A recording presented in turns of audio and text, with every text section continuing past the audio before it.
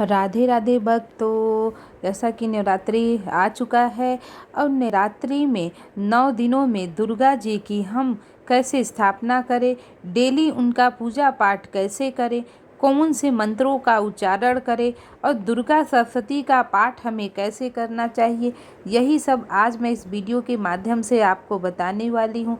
सबसे पहले तो आप दुर्गा जी की जो भी आपके पास फ़ोटो मूर्ति है उसके पास आप थोड़ा सा चावल रख दीजिए, क्योंकि कहते हैं ना खाली किसी भी मूर्ति को नहीं रखना चाहिए।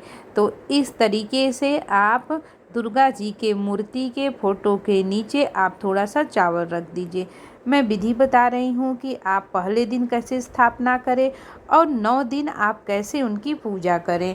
तो फिर उनके पास उनकी जो फ़ोटो है उनको आप पोंछ दीजिए अच्छे से। और ये देखिए, मतलब जब भी हम कलश स्थापना करते हैं और तो उसमें हम क्या करते हैं कि नवग्रह ज़रूर रखते हैं और षोडश मातृका भी बनाते हैं, वो सब भी मैं आपको अभी दिखाऊंगी। तो थोड़ा सा चावल रख के आप पहले गणेश जी को स्थापित कर लीजिए, फिर आप गौरी जी को स्थापित कर लीजिए। तो हम मतलब दुर्गा जी की पूजा करने से पहले हम गौरी गणेश जी की पूजा करते हैं। अगर गोबर है तो आप गोबर का गौरी बना लीजिए, अगर नहीं है तो आपके पास जो भी है उसी का आप। बहुत से लोग क्या करते हैं कि सुपारी के गणेश जी और गोबर के गौरी माता को बनाते हैं, लेकिन अगर आपके पास नहीं है तो अगर आपके पास कोई मूर्ति है तो आप मूर्ति की का ही पूजा कर सकते हैं। तो ये देखिए, ये है विंध्याचल माता और देखिए ये है दुर्गा माता। अब सबसे पहले आप सभी देवी देवताओं को जल करके खुद भी सबसे पहले आप आचमनी कर लें। और आचमनी करने के बाद ओम केशवाय नमः, ओम माधवाय नमः, ओम नारायणाय नमः, हस्तों प्रक्षाल्यत ऐसे करके अपने हाथ को शुद्ध कर लें। और उसके बाद आप सभी देवी देवताओं को जल छिड़कें। उसके बाद आप चंदन लगाएं माता गौरी को। माता जितने भी नवग्रह हैं, जैसे जितने हैं ब्रह्मा मुरारस्ति पुरांतकारी भानी शशि भूम सुतो बुधश्च गुरुच शुक्र शनि राहु केतव कुर्वन्ति सर्वे मम सुप्रभातम।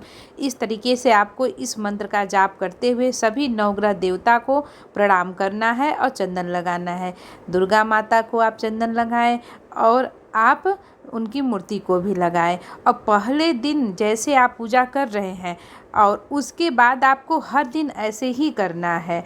और ये देखिए, आप पान ले लीजिए, पान के पत्ते पर गणेश भगवान को रख लीजिए। और ये है लक्ष्मी माता, सभी को आप फूल दीजिए, पुष्प अर्पित करिए, गौरी माता को पुष्प दीजिए।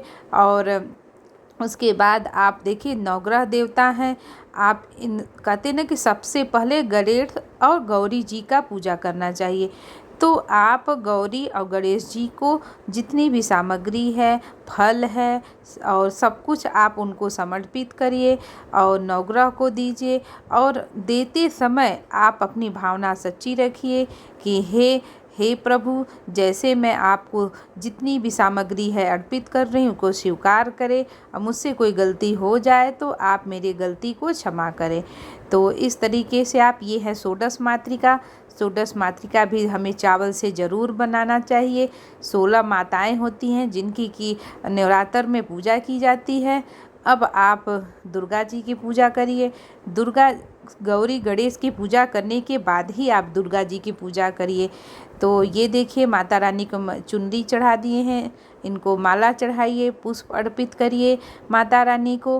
और क्योंकि देखिए हमें ज़्यादा और भी घर के काम होते हैं, तो हम जल्दी से कितने आसानी तरीके से नवरात्रि में पूजा कर सकते, वही मैं दिखा रही हूँ। और ये देखिए, आप ये है पंचामृत बना लीजिए, उसमें ये माता गौरी को खिलाइए। और ये उनको जो भी आपने भोग, फल, मिष्टान, मेवा जो भी आपने चढ़ाया है सब कुछ माँ दुर्गा को अर्पित करें।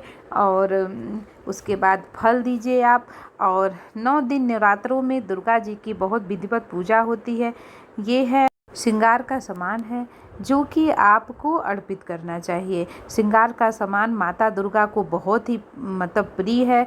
उनको आप जितने भी श्रृंगार का सामान चढ़ाती हैं, आपके पति की आयु लंबी होती है, हमेशा आप सौभाग्यवती रहती हैं। ये लाल चूड़ी मैंने अलग से इस वजह से चढ़ाया है कि इसी चूड़ी को आपको 9 दिन नवरात्र के बाद पहनना है।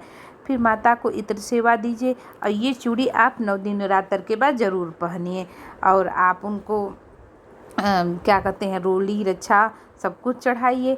और कहते हैं ना कि डेली हमें क्या होता है कि अगर आप रोज़ पूजा कर रहे हैं नवरात्र में, तो हम सबसे पहले तो आप एक काम कर लीजिए कि आप पूजा करने से पहले सारी सामग्री को आप इकट्ठा कर लें। जैसे फल हो गया, उनका प्रसाद हो गया, पुष्प माला।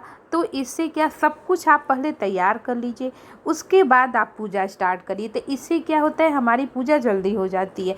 अब हम पूजा शुरू तो कर देते हैं, बीच में ये सामान नहीं है तो फिर किचन में जाए, फिर यहाँ जाए, तो इस तरीके से आप पूजा मत करिए। मैं सबसे पहले क्या करती हूँ, फटाफट सारी सामग्री को तैयार कर लेती हूँ। ये है, आप देख रहे हैं, ये कौड़ी है, माता लक्ष्मी को आप चढ़ाइए, इससे आपके घर में बरकत बनी रहेगी। माता गौरी को भी आप चूड़ी समर्पित करें और यही चूड़ी आप 9 दिन नवरात्र के बाद खुद पहनिए। तो आप सामग्री सबसे पहले इकट्ठा करके तैयार करने में हमें फ़ायदा ये रहता है कि हम फटाफट पूजा कर लेते हैं। ये है, नारियल चुनरी है, और एक कहते माता रानी को साड़ी चढ़ाना चाहिए। अगर साड़ी नहीं है तो आप एक ब्लाउज का पीस भी चढ़ा सकते हैं।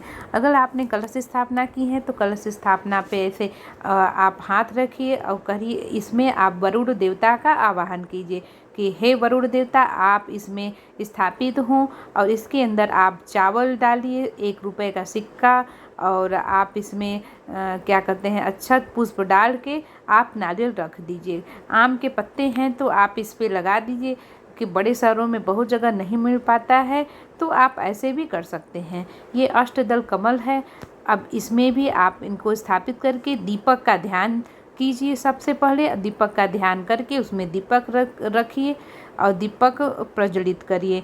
उसके बाद दीपक को साक्षी मान के माता 9 दिन नवरात्र में दुर्गा जी की पूजा करिए।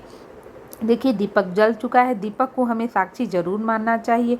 कलश के पास भी आप मेवा मिष्ठान चढ़ाइए।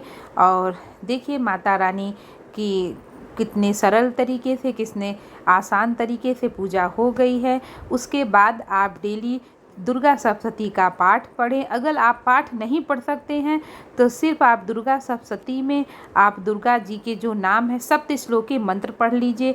और देवी का कवच, अर्गला, कीलक, रात्रि सूक्तम जरूर पढ़िए। और लास्ट में आप दुर्गा जी से क्षमा मांग लीजिए, फिर उनकी आरती कहिए।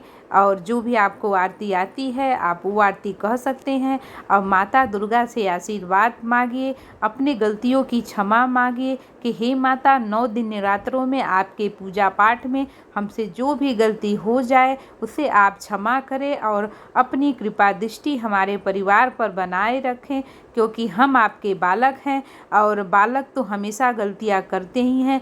आप तो माता हैं, जगत जननी है। हे माँ शेरा, हे माँ पहाड़ा वाली। उसके बाद आप एक आसन पे जल गिरा के ओम सक्राय नमः बोलिए। अगर आप ऐसा नहीं बोलते हैं तो आपका जितना पूजा का फल है वो इंद्र देवता को चला जाता है। इसलिए हमें आसन पे जल जरूर गिराना चाहिए और माता रानी से आशीर्वाद मांगना चाहिए। तो बोलो जय माता दी।